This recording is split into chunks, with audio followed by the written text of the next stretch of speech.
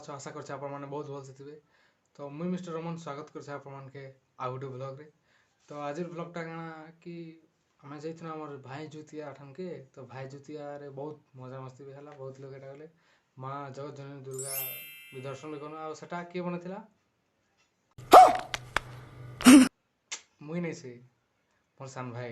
अच्छा तार साजो कर लागितला बोलो तो केनता से दुर्गा देखबा कहबो। आ जदि वीडियोटा भल लागला ताहले जरूर लाइक गुटे करबो, आ सब्सक्राइब आ शेयर करबो। आ हां कमेंट रे कहबो कि वीडियोटा केनता लागला।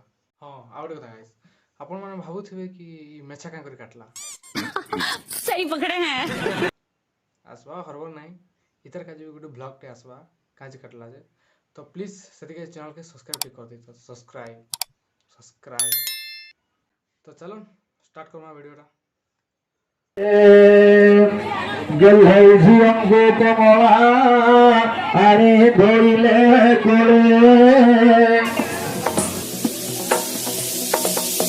DJ Abby